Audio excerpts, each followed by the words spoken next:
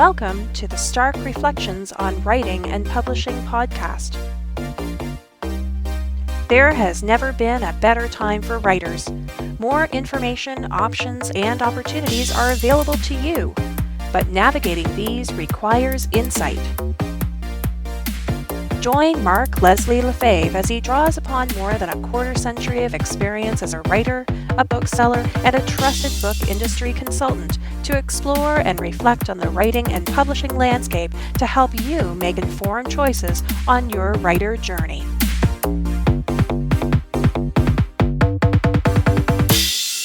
Hello, Reflectives, and welcome to episode 84 of the Stark Reflections podcast. This is your host, Mark Leslie Lefebvre. In today's episode, I have an interview with Patrick O'Donnell, who's been a police officer with a larger metropolitan police department for the past 3 decades. More than half of them he spent as a street sergeant. Patrick utilizes his experience in police work not only in his own writing, and he writes both fiction and nonfiction, but he also uses it to help authors write authentic, accurate, and believable stories that involve police work. And we'll get to that interview in just a moment. I'm just going to do a really brief personal update. I'm recording this from the one of the basement bedrooms in our home.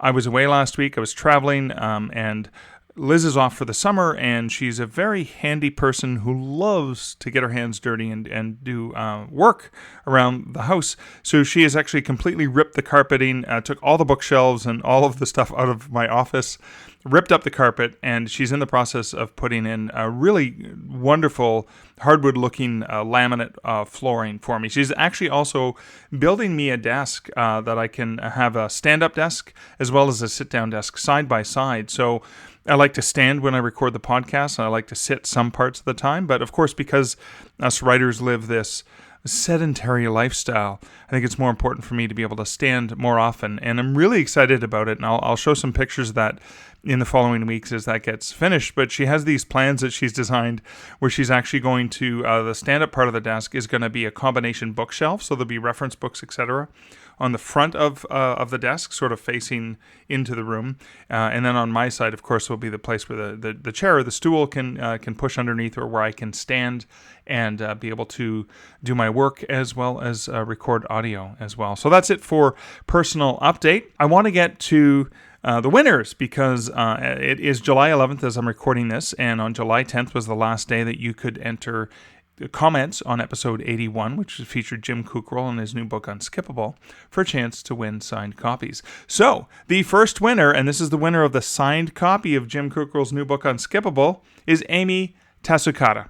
Amy, thank you so much for leaving a comment on episode 81 of the show. And Jim, thank you so much for personalizing a print copy of the book and shipping it directly to Amy.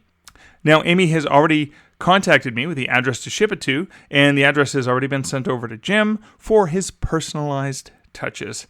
As they say, Amy, your signed copy is on its way. Now, the second winner of a print copy of the book, and now this one won't be signed because I'm ordering it myself from Amazon to have it drop shipped to a lucky winner, and the winner is Chad Boyer. Chad, thanks for leaving a comment on episode 81 of the show. Your copy is going to be on its way shortly. Please email me at mark@markleslie.ca and let me know the address that I can ship it to. Now, this was awesome because basically Amy and Chad were the only 2 people who commented on that episode, which basically meant that they were going to win a book regardless. It was just a matter of who was going to get the signed copy of the book. So thank you guys so much for commenting. And hey, when you stick your neck out and you try something and you comment, there's a chance that you can win something. And so thank you guys for doing that. I'm so glad that you both got copies. So basically, everyone who commented was a winner. That's what I should have said. Instead of only 2 people commented, I should have said everyone who commented won a free book. Yeah, that's the way you got to spin things, right? Anyways, in addition to those 2 copies, there are 2 more print copies of the book drawn from the small, the powerful, the awesome Patreon supporters over on patreon.com/starkreflections. I used a random number generation for winners, and that revealed that Dave Heyman and Per Steiner K. Houghton are the winners. Dave and Per Steiner, congratulations. You'll be getting a print copy of Unskippable. I will have already messaged you via Patreon to get the address where I can ship the print copies to, and as soon as I get that, I can have the copies sent over to you wherever you happen to be. So thanks to Dave and Per Steiner and to all the patrons of the show who sponsor this podcast. And you can also become a sponsor for as little as $1 or $3 or $5 a month and gain access to additional Patreon-only content and the randomly generated patron-only prizes that occasionally pop up by heading over to patreon.com/starkreflections. But that's enough of the introductory matter, of the contests, of the meat putting spins on things such as everyone was a winner. Let's do a quick word from this episode's sponsor, and then we'll move on to the interview with Patrick O'Donnell. This episode is sponsored by Findaway Voices. Findaway Voices is the way for independent authors to get their audiobooks out into the global audiobook market, from the major retailers to the library systems and everything in between. And one of the benefits of going with Findaway Voices is, unlike going with ACX, you actually have full control over your price. And Findaway Voices recently partnered with BookBub to create Book Chirp, which is audiobook deals. And so that is the introduction to new opportunities for independent authors to set special discounted prices on audiobooks to use for promotions. Now, we're still early on in the audiobook game, so don't worry if you haven't gotten involved in audiobooks, but it's never too early to start investigating, to start learning. And you can learn more about how Findaway Voices can help you as an independent author over at starkreflections.ca/Findaway. Hey, Patrick, thanks for hanging out with me today. Yeah, thanks for having me. So it's interesting. I want to go back to your background, because we know there was police work in your background, but there were so many other different things that you did. Can you give us a bit of a breakdown about that?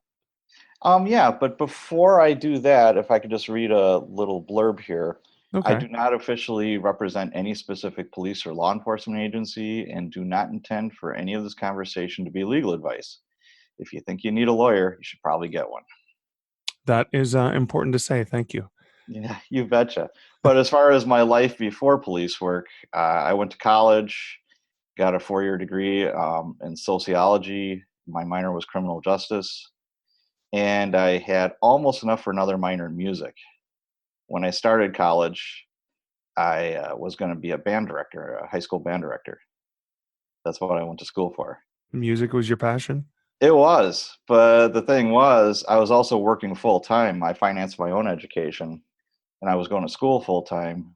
And the music courses, you'd have, like, say, class piano, and it was 5 days a week, and it was only like 1 or 2 credits, and it was too much. And I like the police stuff too. I kind of got hooked on that as well. But yeah, I started out, I was going to try and be a high school band director. Okay. I know. But after college, I moved to a bigger city. I went to college in a small town. And then I wound up taking the first job I could find. It was in '89. The economy wasn't so great. So I wound up being a Pizza Hut assistant manager. Okay. With my sociology degree. And I did that for 6 months, and I was managing a 24-hour IHOP, International House of Pancakes, in the middle of a big city. And as you can imagine, I got, in 1 year's time, I got into more fights doing that than being a cop in a big city for almost 25 years. Really? It was crazy because, at night, all it was is drunks acting stupid, college kids acting stupid, after a year of that, I was like, yeah, that's enough of that. And then I sold cars and bartended for 4 years. And while I was doing all this, I was testing for different police departments. Okay. And so getting into the police department, let's talk a little bit about that. Sure. Like I said, I kind of use the shotgun approach. There's a couple of different ways you can get into a police department, depending where you want to work. There are police academies that are sponsored by vocational schools, the technical colleges, that will certify you to be a police officer. But that doesn't mean you're going to get hired by a department. You foot the bill. You spend all this money on getting certified. It's not cheap. And hopefully you're more marketable especially for smaller jurisdictions, because they don't want to spend the money themselves on sending somebody to a police academy. Right. So you already foot the bill. There are some departments that will hire you and send you to a police academy. So you are their employee, and it's the offer of employment is conditioned upon you passing the police academy. And then Okay. there's some states like Florida where they have like a state police academy where most officers go through, and then they get farmed out to different departments from there. And then big city departments like, say, New York, LAPD, Chicago, they have their own academies because they want to train people, quote unquote, their way. Right. So it starts out with a cattle call, a written test. When I took the written test, there was over 2,000 people there. And, that was for maybe a couple hundred jobs, if that. So that's pretty daunting. After you take the written test, if you pass that, then you get invited to a physical agility or an oral test. It depends on the department. Different departments do it different ways. So the way our department did it was you pass the written, you do a physical agility. Back when I did it, it was you had to hold a chin up for 45 seconds. You couldn't let your chin go down. You had a 175-pound dummy drag back and forth, in the gym. And if you turned your shoulder or if you slipped, you were done. Same thing with the chin up thing. Like if you lost your grip, you're done. And it was August, and I was nervous. My palms were sweating. I'm just like, oh. And there's 3 guys ahead of me that were just big old meatheads that I'm like, oh man, these guys are a lot bigger than me. They'll do a lot better. And all 3 of them failed. And Wow. I'm like, oh God. So obviously I passed, and then there was a 6-foot wall you had to go over, and that was timed. And then the last thing you had to do was a 4-minute half mile. So, Okay. and if you failed any of those things, you were just washed out, you're done. Then after that, if you passed all that, you get invited for an oral interview. And it was a half an hour. That's pretty standard. And what happens is it's kind of a cattle call. There's a bunch of people there, and you wait your turn, you get called, and usually it's a panel of 2 or 3 people that do the interviewing. And it's always a rank higher than, like say I'm an officer, I'm trying to be a police officer. So a sergeant is most likely going to do the interviewing. Right. Okay. And lately the trend has been for some civilian oversight. So they'll have like maybe a member of a fire and police commission that's a civilian that would also do the interviewing. So, and they'll also give you a scenario on a laminated 8x10 piece of paper.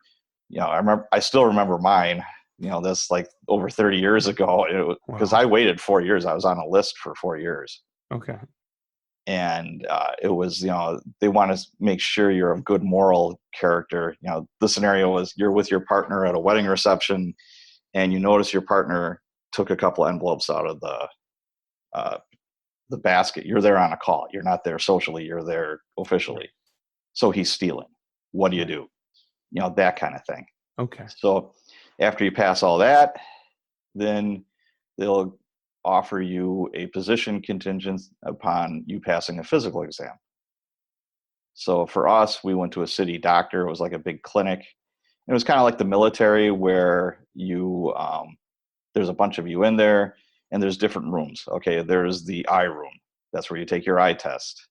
There's they give you a tuberculosis test. They give they check you out head to toe. There's nothing gentle or nice about it. Yeah. then after all that, if you pass all that, they do a background investigation on you. And that is usually a detective, or sometimes they have ex-sergeants and detectives and officers they hire to do these things. Okay. And usually they're retired. And it's kind of like a part-time job, but sometimes it's a full-time. And they more or less go through your entire life. I mean, they knock on your neighbor's houses, your neighbor's doors when you were a kid, and ask you how you were as a kid. They talk to your high school teachers. They talk to your college professors. They talk to other employers. And obviously, they do a credit check on you, any kind of criminal background on you, et cetera, et cetera. So they do a real good job of that. Most departments do. So it sounds to me like you're saying that getting into the police force isn't just you accidentally walk into the station one day and they hire you. No, You I wish rescue a it. cat or something. I wish it was. No, nothing like that. Nothing like that. So I wanna get to talking about your experience and how you use that to help writers, but I want to go back to you as a writer yourself. When did you start writing, and what kind of stuff have you been working on? Well, when I was, like I said before, I sold cars for 4 years before I became a police officer, and actually that was really good training because you learned how to talk to people. Right. You know, you're going up to people that you do not know, and you're trying to sell them a car. And it's funny because everybody you go up to in a car lot, most of the time they're going to lie to you. You know, it's just human nature, and you can't get hurt about it. It's like, how can I help you today? I'm just looking. Even though they have a pocket full of cash, I literally had a guy with like $20,000 in his pocket, and he's just like, "Yep, just looking today." And I'm like, "Oh, okay, that's fine." Even though he was there to buy a car, but it's the natural reaction. So you can really start to judge people as far as not in a judgy way, but as, okay, well, this guy looks pretty serious. This guy, he's just, kicking tires today, whatever. But, that's your job, and it was 100% commission. So if you didn't sell, you didn't get paid. Right. So anyways, I did that for 4 years. I became an officer, but I kept on helping people buy cars. So a friend of mine is like, you should really write a book about that. I'm like, okay. That sounds cool. So I called it I Never Wore Plaid, Insider Secrets from a Former Car Salesman. Okay. And I wrote it under a pen name of Joel Gray. And I even put up a little business. I started a website and had a little business of helping people buy cars. Oh wow! So navigating basically the Yes. all the hurdles and the tricks and stuff like The that. shark-infested waters of a car dealership, yes. Sounds a lot like publishing. Yeah, I do not doubt that.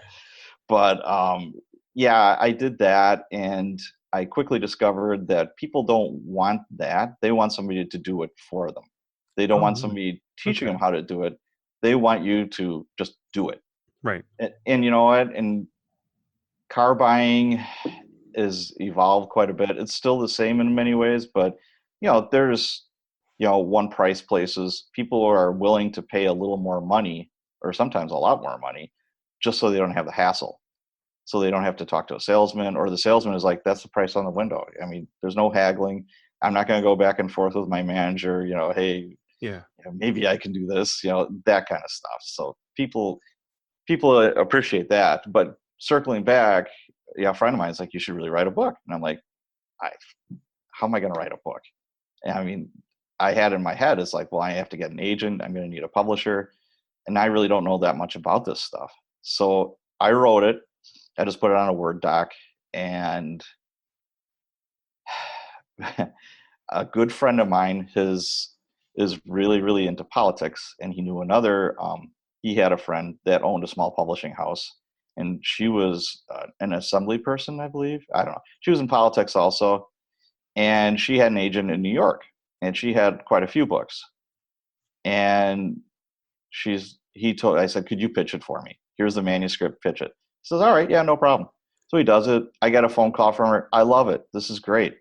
I'm going to New York next week. I'm going to pitch it to my agent. I'm like, oh, fantastic. I'm thinking to myself, I'm going to be rolling in dough, man. This is awesome. I go to the Mercedes dealership. Yeah, which one am I going to get? And so maybe 2 days before she was supposed to go to New York, they had this huge fight again about politics. And she didn't want anything to do with him anymore, which meant she didn't want anything to do with me anymore. Oh. So I called her and I'm like, hey, are we still cool with it? And she said, no, your friend's a blank, blank, blank. And I'm like, I'm a nice guy. Come on. So that was the end of that. And I forget how I learned about, KDP. I'm like, I can throw something up on Amazon without a agent or a publisher, or I didn't realize I could do that. So I did that, and I still sell a couple of those books a month. And it was a crappy cover. It still is. It wasn't professionally edited. It was kind of thrown together. Right. So then, fast forward a couple of years, I started going through a nasty divorce, like most cops do, and I started writing a book about it. And it's more for my own therapy, and it feels good to just get it out.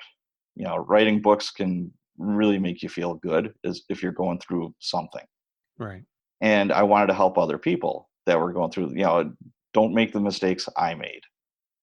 And you should do this, but don't do that. That kind of thing, with stories of what I was going through. And I self-published that. The first draft I cut down by like almost half because it was filled with venom. And I'm like, Right. that's no good. That's no good for anybody. So I wrote that under pen name as well because I didn't want my ex-wife knowing about it. And it was called Divorced Dad, Kids Are Forever, Wives Are Not. And what I found interesting was most of my readers were females. Okay. And the title was Divorced Dad. I was trying to reach out to like the dads out there that were going through the same thing I was, and trying to be a good father, Yeah. helping out with their kids and all that. And it was interesting how things kind of changed.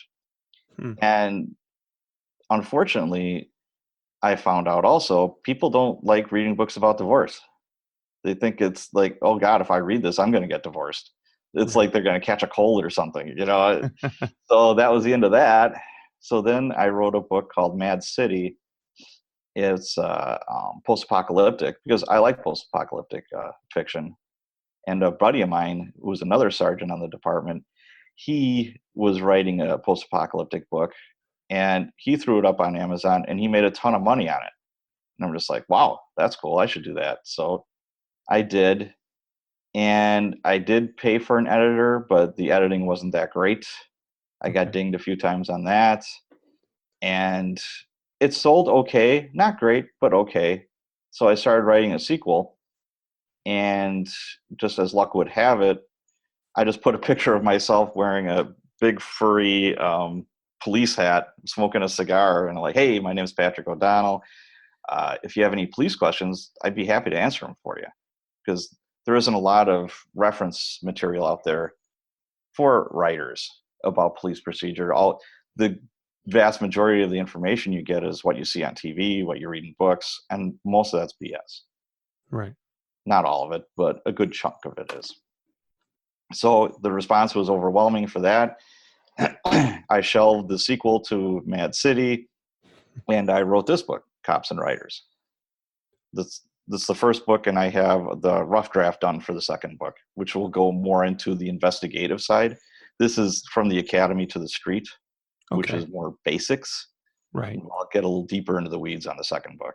So this would be useful for somebody who wants to, in the course of their narrative, um, show a police officer on the way in, right? Like Correct. the procedures and stuff like that. Because again, you're going to be setting them at different times. It's not always the seasoned rogue detective that you're going to focus on. It Right. could be someone at the beginning of their career, or it could be somebody flashback to training or whatever.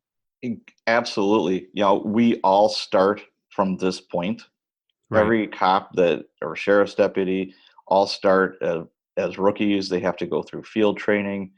Most of the time, they're going to spend, they get their experience on the street, especially if you're a big city cop and you're thrown into the mix. I mean, my first week, I was lucky enough. I looked at it as lucky. I got lucky enough to be put in like the worst neighborhood in this city. And the city is 600,000 people. And there's at least one or two shootings a night. And, it gave you, I mean, you're just sink or swim. Right. And it was fantastic. It was lots of action for a rookie. It was just like a dream come true. And you're just like, yeah, this is cool, but the hours were long, and I started midnight to 8, and I did that for 13 years as a cop and as a sergeant. And then I worked 7 at night till 3 in the morning for 4 years. So I did 17 years of quote unquote nights, and now Okay. I'm day shift, and I'll finish my career as a day shift person. Okay. So I guess the question I have to ask is, you talk about night shift, and you talked about when you said you got divorced, like many cops do. What is that, or is that something that you will explore in a later book? Like what? I touched on it in this book because they warned us when we were in the academy. They said, okay, the national average in the United States is about 50%, give or take. Okay. For, you get married, you got a 50-50 chance you're either going to get divorced or you're going to stay married to the same person and live out your lives together. Now, he said, okay, congratulations, you're all cops. This is on the first day. And he's like, now this is bumped up to about 70%. And we're all looking at each other like, oh, okay. I mean, I was married before I was a cop. And I'm like, oh, I don't like the sounds of this. And he Yeah. said, and if you're silly enough to marry another cop, that bumps it up to almost 90%. Wow. And I'm like, okay, note to self. I mean, I'm married now and I'd like to stay married, but if I ever do get remarried, don't marry another cop. So somebody raised their hand. It's like, why is that? And he said, the problem is, this job is very consuming. It'll take over, it can take over your life, Right. especially, like I said, you're in a big city. There's lots of tense situations. There's lots of stress. There's lots of, Right. then pile that on the shift work. You're always tired. You got family, da da da. It's nice to escape it for a while. When you're married to another cop, guess what you talk about all night? Yeah. Cop stuff. Right. Right. So that's the detriment to that. Okay. Um, the other thing I want to get into is I was listening to one of the testimonials from somebody who had hired you to go through their manuscript, and it was interesting because a lot of times writers will think, okay, so I want to make sure I get the crime scene investigation right, and I want to make sure that the procedure that they use and the way they do these really awesome action sequences are amazing. But one of the things that struck me is she said he pointed out that in a scene where my character was going to go and do some paperwork about that thing, that there is no paperwork about that thing. So, I mean, it's not always the big moments. Sometimes it's the little moments that people can get wrong. Yeah, she was talking about her lieutenant. Her main character was a detective, and she was a newer homicide detective trying to prove herself. And the boss in previous books didn't really like her and kind of Right. stonewalled her and didn't want her to get promoted, that kind of thing. But there was a rash of homicides, and it may be the same person. And she said, well, the lieutenant's going to have to fill out a bunch of paperwork to authorize more bodies. And I'm like, no, the lieutenant's going to say, you know, I'm sorry, Mark, but you just got done working 4 to midnight. Guess what? You're working till 4 in the morning. Okay. We got a killer on the loose and we have this lead. Guess what? You're staying. Okay. Or, just to get extra people, like say there's like an undercover operation, you're following somebody and you need bodies. He's just going to start taking them. Okay. He doesn't need a whole lot of, he or she isn't going to need a lot of uh, permission from a higher person or a report for that. It's just, guess what? You're going. Okay. Okay. And another thing, that I helped her out with was there was like a big climactic, scene where the SWAT team goes in. They've got a search warrant, and she has her main characters going in before the SWAT team, and nothing could be further from the truth. Right. I mean, I've been a part of probably hundreds of search warrants, and the SWAT team are the ones that go in first. They have all the gear, they have the training, Right. and the detectives are usually in a car about a block away. They're So not even just like two steps behind. It's like you see on no, TV no, no. shows. Yeah. And the SWAT or whatever department, what they call them, they don't want district or other people there. They want it cleansed of everybody except them. Right. They're on their own radio channel. They have their own way of doing things. That's their world. In one now, if they're short, and I've been part of multi search warrants where you're executing more than one search warrant at a time on different residences. Okay. Well, then you're kind of forced. then okay, now you're going to have a lot more active role in it. Okay. So, and of course, there's exigency where there is no SWAT team. You're it.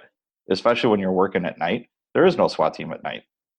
I mean, I don't know how many doors I've kicked in going after bad guys, et cetera, et cetera. That's just the nature of the beast. Right. So as far as the detective, my wife loves all those crime TV shows, and I can't even watch them anymore because they're so silly. It's like, no, they wouldn't do that. Nope, that would get him fired. Oh, that would really get him fired. No, he'd go to jail for that. Just, shut up, you're ruining it. I'm like, okay, I'll be quiet.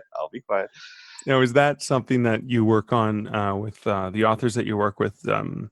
Is there a line between reality, like actual reality and realistic elements, and then that willing suspension of disbelief because, yeah, it's wrong, but the dramatic tension I just can't pass up? I mean, does that Right. ever come into play where you say, yeah, this is not right, but you can get away with it? Or are there things like that? My caveat is always, hey, it's your book. It's your world. These are your characters. Do with them as you please. But, on a side note, this is how it would actually occur.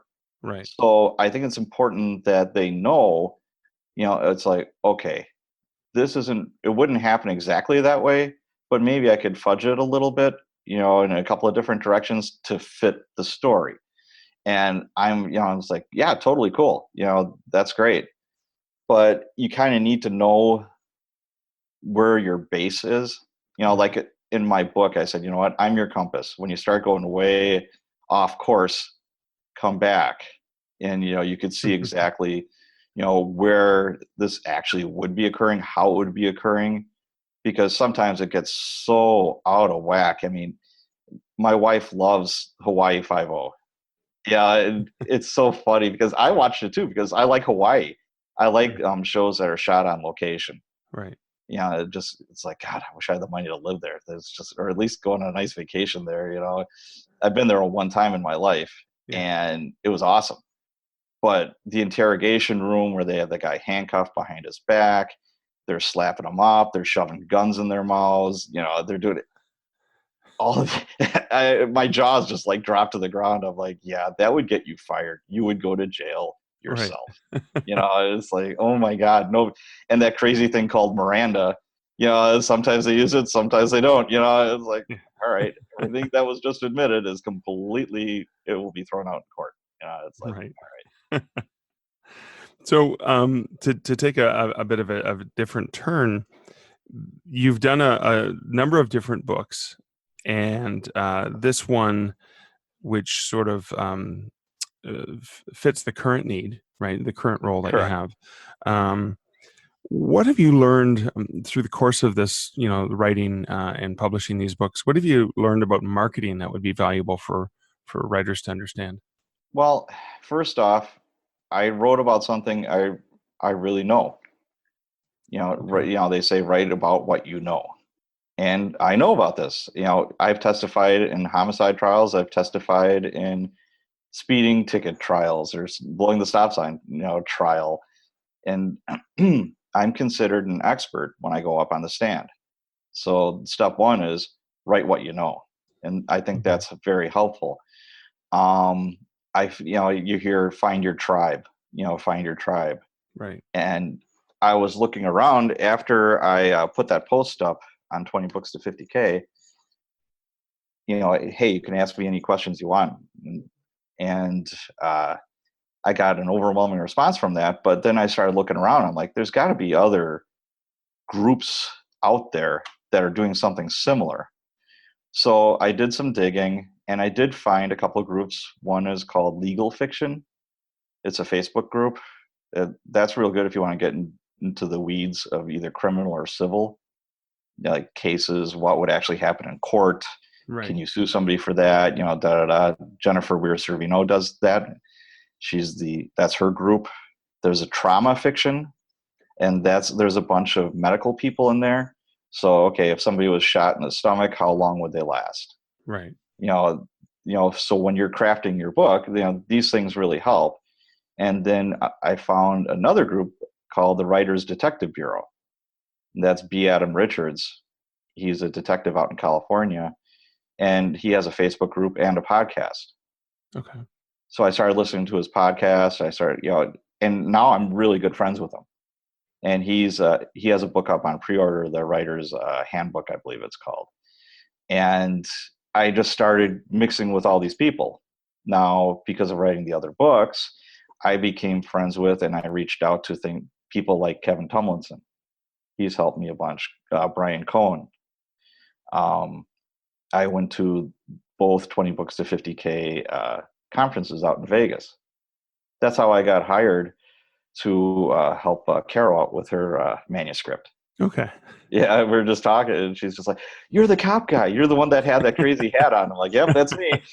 So every now and then I'd post a picture. I'd do like a selfie with a police horse and put my face up against his face, this horse. Or I'd have a canine, or, just something goofy. And people started recognizing me. So I started my own Facebook group, Cops and Writers. And before I know it, every day I've got people requesting to join. So I built my tribe before I even wrote the book. Right. And I did that for a couple of reasons. One, it's fun, and I want to help writers. I want to see them be accurate and believable in their stories. And two, I was testing the water to see, it's like, okay, is there a need, and is it viable to write these books? So it looked like it was a go. So I started writing the books, and I wrote one gigantic book, and now I chopped it in half. So that's what happened, right? So you thought it's better to focus on certain eras or certain like passages? I said, the first one is from the academy to the street. Okay. So the chapters for this, as I'm looking at my own book and I don't remember. Like policing in America, my experience going through the academy, today's police academy, use of force and defense and arrest techniques, field training, the different units within a police department, patrol, working condition and hours, what a day in the life of a patrol officer is actually like. And I actually have a chapter on cop humor and glossary. I have two appendixes. One is a glossary of terms, just like slang. And I have another appendix that's police applications, salaries, benefits, and testing requirements. Like what we talked about as far as so I put down New York, Chicago, Miami-Dade, and then some small departments, California Highway Patrol, just how much they make, what are the testing requirements, etc. Okay. So if you're writing a story, that'll give you a nice little backdrop. Okay. Now, my second book is going to be crime scenes and investigations. Wow. That'll get more into the weeds of, okay, here's a homicide. What do you do? Who does what? There's so many different players that are involved in this. Wow. That's fascinating. I love the fact that as you were putting the book together, you realized you had to just focus on different segments and put them out that way, because that way you could probably provide more detail rather than skipping and skimming through things to try and jam everything into 300 pages. Yeah, you're absolutely right. The first book is 232 pages. I think it was about 63,000 words.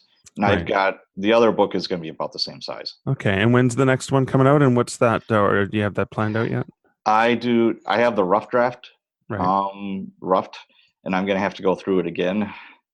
So I'm hoping 3 to 4 months, but because I don't have a cover yet, but I do have a cover designer, and circling back to the marketing, I hired Brian Cohen to do the blurb. Okay. He's done it for me before. And he's fantastic. Him and his team, best page forward. I went through 99 designs to get the cover. Okay. And I found an excellent cover designer. Okay. And is that one that you're going to keep working with for the rest of the series? Yes. Oh, that's excellent. I want to keep the look the same. Right. He is fantastic. And I had Jennifer Serino, that is the Facebook group Legal Fiction. She's my editor. She's also an editor. Okay. So I had her edit it, and I also hired a professional proofreader. So I really wanted to get this right. Oh, excellent. I knew there was a lot of interest in it, and I didn't want to put out a subpar product. Okay. So as far as marketing goes, you got to start with the basics. Right. You can get those right. Cool. Well, that is awesome. Can you let listeners of the show know where they can find out more about you, about your books, and about the services that you provide? Sure. If you want to email me, my email address is sarge@copsandwriters.com. No spaces in between any of that. I do have my Facebook group I'm very active on, and that's Cops and Writers. If you just put that in the search bar on Facebook, it's a closed group. I just don't want trolls and or robots, skimming. So I just have a couple of funny questions for you to answer. Just make sure you're a human being. Let's see here. And I do have a website, www.copsandwriters.com. Okay. .copsandwriters.com. There's no spaces between any of that. I will be at 20 Books Vegas in November, where I will be moderating a law enforcement for writers panel. Excellent. Tentatively that's scheduled for Thursday in the afternoon. Oh, that's fantastic. So I will be there, and I will probably be at NINC in September. Okay. I will have to buy you a drink.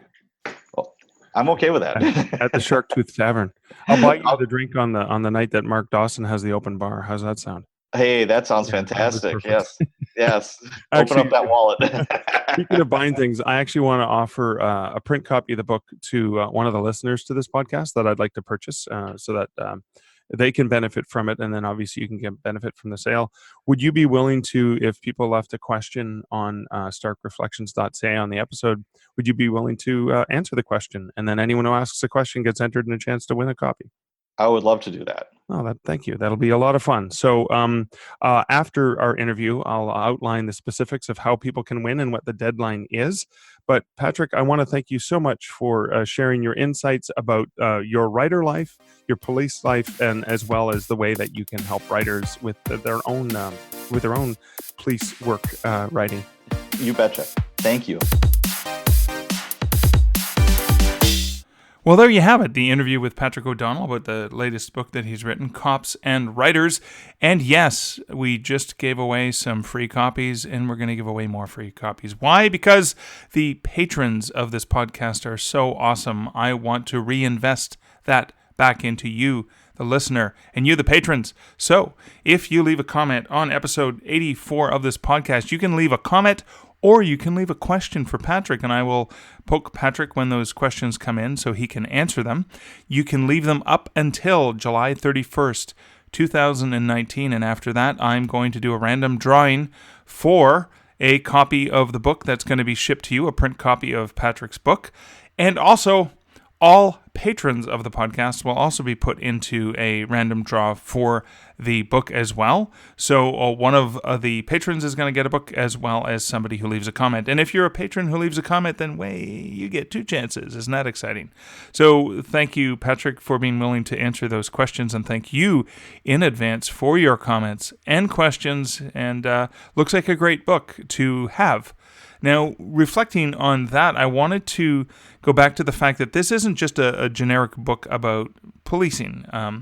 Patrick is breaking it down into various aspects of policing, and I love the fact that he goes into such detail about how you get into the police force, and even references things like this is what a starting police officer will make in this particular state, the average salary. So if you're creating a character and you're creating a situation, you can realistically understand a little bit more about them, about their lives, about their income, about their situation as well. And you can also, if you're documenting the entry point, whether it's for a backstory or whether you're actually focusing on that aspect of a cop getting into the police force. How did they get into the police force? What were the sort of tests that they had to do? What was that whole initiation process? What was it like being a rookie? The night shift, all of those details, all very, very important aspects. Not just the, hey, when we get to a homicide scene, what happens, which is going to be in his next book, but those underlying fundamental basics of becoming a police officer. And I love the fact that Patrick has focused on that. I also found it very intriguing based on the various jobs he's had and the experiences he's had, the different books that he has created specifically under what he said, write what you know.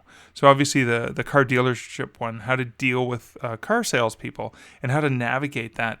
I think that's so fascinating that he has constantly taken his own experiences, including the loss of his first marriage, and written about that in a way to help other people navigate those things. So he's helped people navigate divorce, he's helped people navigate buying a car, and he's helping people, writers, navigate how to craft a realistic and authentic police officer in their role.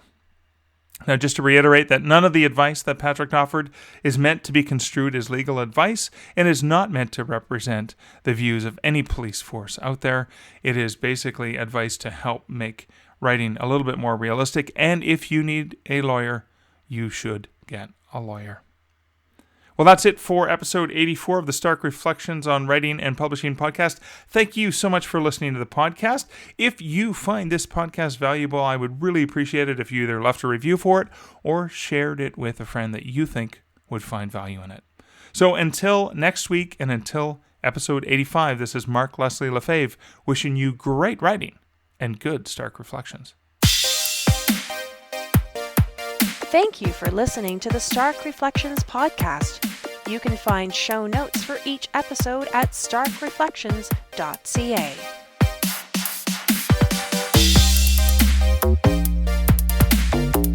The music for this podcast, Laser Groove, was composed and produced by Kevin MacLeod. Check out more of Kevin's great music at incomptech.com.